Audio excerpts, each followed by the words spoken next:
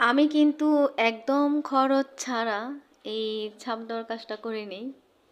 আপনারা কিন্তু চাইলে এই সুন্দর ডিজাইন এবং যে কোনো ডিজাইনগুলো ঘরে বসেই করে নিতে পারেন একদম খরচ ছাড়া, একটু বুদ্ধি খাটিয়ে।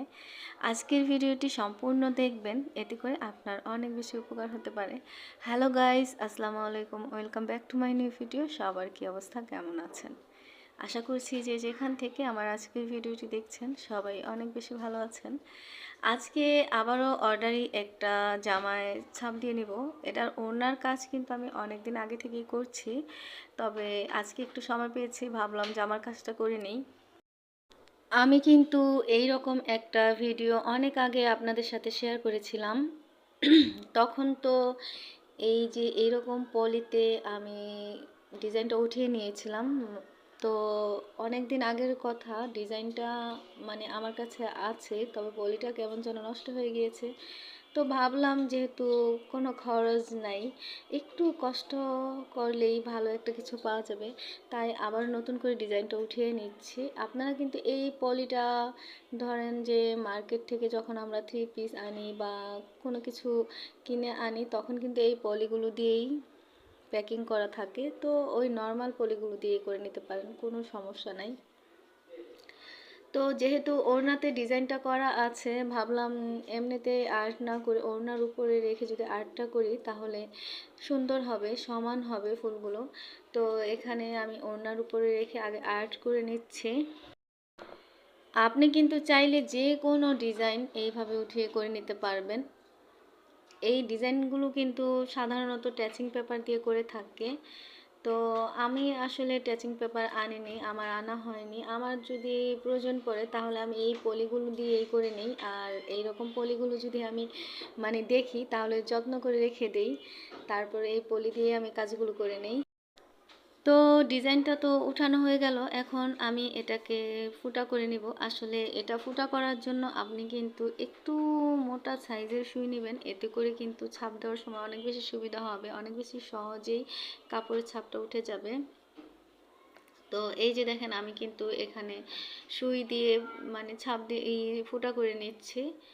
তো এই রকম করে আপনি কিন্তু ইচ্ছে মতো ডিজাইন উঠিয়ে নিতে পারবেন। আপনি যত সুন্দর আর যত দামি কাপড়ের ভিতরে ছাপ দিতে চান না কেন, আপনি এই রকম পলি দিয়ে ছাপটা দিয়ে নিতে পারবেন, কোনো সমস্যা হবে না। আর এই যে সুন্দর ডিজাইনটা দেখছেন, এই ডিজাইনটা দিয়ে কিন্তু আমার চ্যানেলে অনেকগুলো জামা কমপ্লিট করা হয়েছে, আমি ভিডিও শেয়ার করেছি। তো আজকের ডিজাইনটা কিন্তু একটু অন্যরকম। যেমন ধরেন, আমি তার আগে যে জামাগুলো রেডি করেছি সেগুলো সাদা ওড়না আর হচ্ছে জাম কালারের কাপড়ের উপরে করেছি। আজকে কিন্তু আমি সাদার উপরেই করব, মানে ওড়নাও সাদা, জামাও সাদা। তো দেখা যাক কেমন হয়, আমার কাছে তো ভালোই লাগে। আর আরেকটা কথা হলো, কাস্টমার যেমন চাইবে আমাকে তেমনই দিতে হবে। এখানে কথা হলো যেন আমি কাজটা ভালো করে দিতে পারি, ফিনিশিংটা যেন সুন্দর হয়। তাছাড়া আমার কাছে অনেক বেশি সুবিধা হয় যদি কাপড় চয়েস করে দেয়, সুতা চয়েস করে দেয়, তাহলে অনেক বেশি সুবিধা হয়। তো আমি কিন্তু এখন থেকে আলহামদুলিল্লাহ অর্ডারগুলো নিচ্ছি, মানে অনলাইনে অর্ডার নিচ্ছি। আলহামদুলিল্লাহ শুরুতে টুকিটাকি অর্ডার আসছে, ইনশাল্লাহ একদিন ভালো কিছু হবে আপনারা যদি পাশে থাকেন।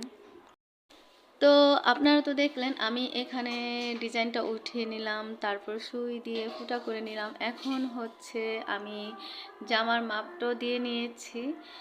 এই জামাটা মানে যার জন্য সে আমাকে লম্বার মাপ, গলার মাপ সব কিছু বলে দিয়েছে, আমি সেই অনুযায়ী করে নিচ্ছি। আর এই যে সাইডের ডিজাইনটা দেখছেন, এটা হচ্ছে জামার সাইডে করব। তো এটা আমি কেটে আলাদা করে নিলাম। এখানে আমি কিন্তু নীল গুলিয়ে নিয়েছি। এখানে পলির উপরে যদি আপনি ছাপ দেন তাহলে কিন্তু আপনি নীলটা পানি দিয়ে গুলিয়ে নিতে পারেন।